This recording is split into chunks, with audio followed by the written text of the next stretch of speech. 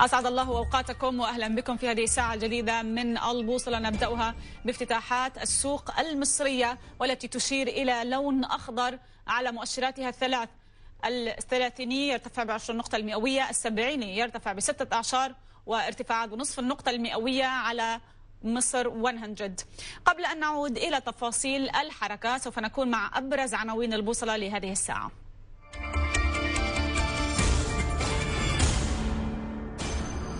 مؤشر سوق دبي يخترق مستويات 4200 نقطة بدعم من قطاعي البنوك والاستثمار.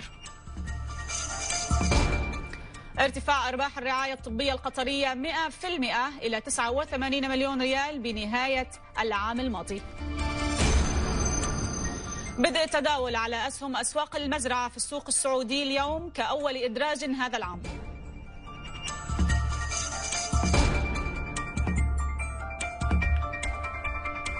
ومديرة الشؤون التنفيذية لدريك أنسكال تكشف للعربية CNBC عن مشاريع جديدة للسكك الحديدية، وتعلن أن نصف إيرادات الشركة جاءت من السعودية.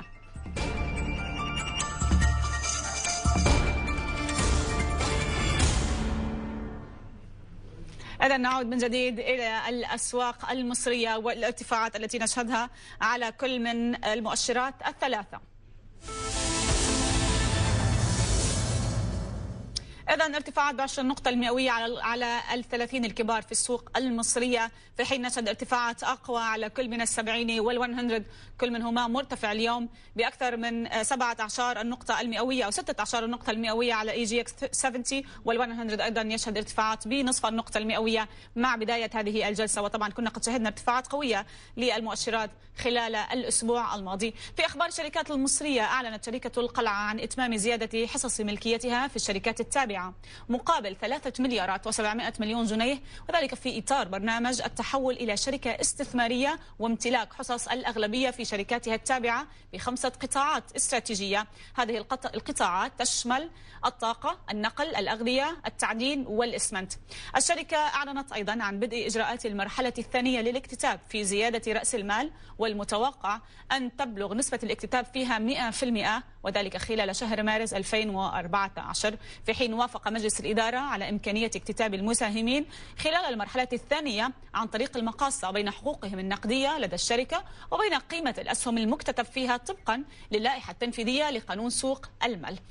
لنلقي نظرة على أسهم القلعة، على ما يبدو غير متوفر السهم لدينا. لننتقل إذن إلى موضوع آخر، وربما نستطيع أن نناقش أداء السوق المصرية جلسة الأسبوعية والتوقعات لهذه الجلسة. محمد جاب الله وهو مدير تداول شركة التوفيق لتداول الأوراق المالية ينضم إلينا الآن مباشرة من القاهرة. مرحبا بك وشكرا لهذه المشاركة. بداية دعنا نتحدث عن المستويات المستهدفة الآن للسوق. كنا قد اخترقنا مجموعة من الأرقام، والآن ما هي المستهدفات الجديدة لمصر 30؟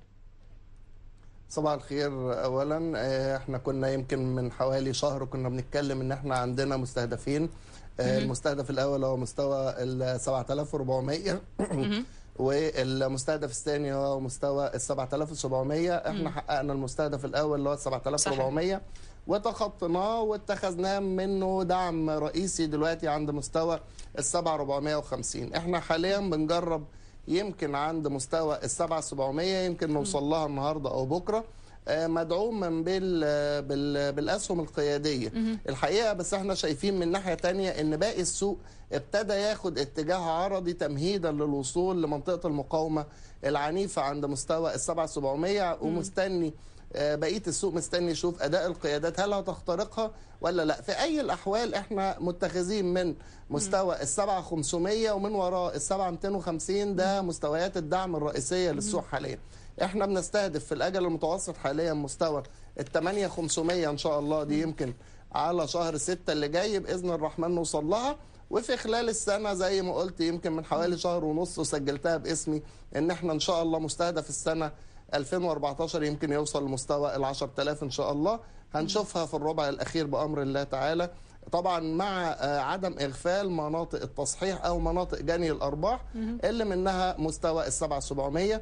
ممكن نرجع شوية لغاية مستوى ال7500 وبعدين ننطلق منه لمستوى ال8.5 إن شاء الله. يعني أنتم متوقعون أن يكون هناك ارتفاع على كل الأحوال حتى لو كان في عندنا حركة تصحيح طفيفة. بس أنت حكيت حركة تصحيح تقريبا حوالي 100 نقطة، يعني العودة إلى مستوى 7500، يعني حوالي 125 نقطة من المستويات الحالية. حوالي 200 نقطة تقريبا من مستوى ال7700، ممكن يعني تبقى في حدود ال 200-250 نقطة وننطلق منها. الحقيقة يمكن لو رجعنا لورا شوية، يمكن في شهر 9 كنت مع حضرتك في قناتكم المحترمة وقلنا ان احنا ابتدينا دورة صعود متوسطة الأجل ودورة أخرى طويلة الأجل بداية من شهر 6 اللي فات، وان احنا مستهدفين يمكن مستويات ابعد من كده في خلال السنوات القادمه ان شاء الله. فالسنه دي احنا كنا بنعتبرها او ما زلت بعتبرها بشكل شخصي ان هي السنه الذهبيه للسوق المصريه وسنه التجميع لبدايه الانطلاق ان شاء الله للدوره اللي هتستمر معانا من 5 ل7 سنين الجايين ان شاء الله. طب نحن هنا نتحدث عن ال 30 الكبار في السوق المصريه، شو هي توقعاتكم لل 70 وال 100؟ ال 70 يمكن حاليا هو في مستوى ال 650، وهو بيستهدف مستوى حوالي ال 700 تقريبا، ومن عنده ممكن يظهر جزء من جني الارباح نرجع تاني لمستوى ال 620 630 في المنطقه دي، ومستهدف الكل ان شاء الله خلال السنه دي ممكن نشوف في رقم ال 900 باذن الله. طب لا ننتقل الى اخبار الشركات. البارح كان عندنا تاجيل للجمعيه العامه غير العاديه للشركه العربيه للاستثمارات لعدم اكتمال النصاب القانوني، حدثنا اكثر عن هذا الموضوع وخصوصا انه كان قد تم استصياغ.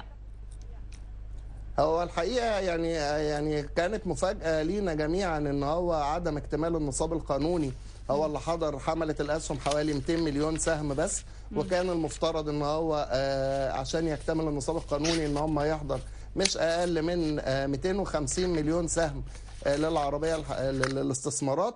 القانون بيقول ان هي تعاد الجمعيه في حاله عدم اكتمال النصاب القانوني في موعد لاحق تم تحديده ان هو النهارده، ولم يشترط القانون النصاب القانوني وخفضه لغايه 25%. اعتقد ان هو النهارده هيتم، او يعني هو حاليا على حد معلوماتي ان هو الجمعيه كان ميعادها الساعه 9، الى الان ما جاليش اي اخبار بخصوصها، بس هي منعقده حاليا وان شاء الله اعتقد ان هي هيكتمل النصاب القانوني. واتحاد المساهمين الحقيقه كان عامل مشوار قوي جدا فيها، وكان بيطالب بسحب الثقه من مجلس اداره الشركه والغاء الحصه العينيه اللي كان قدمها السيد رئيس مجلس الاداره ووالدته بصفاتهم المساهمين الرئيسيين للشركه، وهم تقريبا تمثل حوالي 47 او 48%، عباره عن قطعتي ارض وما سجلهاش الى الان.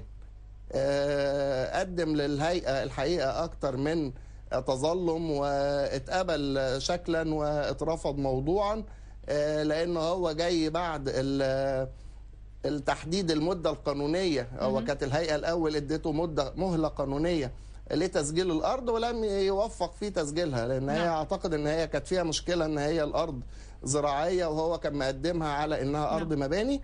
فالمشكله دي كلها كانت في ايد، اصبحت يعني حاليا في ايد ملاك الشركه اللي هم المساهمين في الشركه. ففوجئنا ان هي ما اكتملتش امبارح، وكانت مفاجاه غير ساره الحقيقه.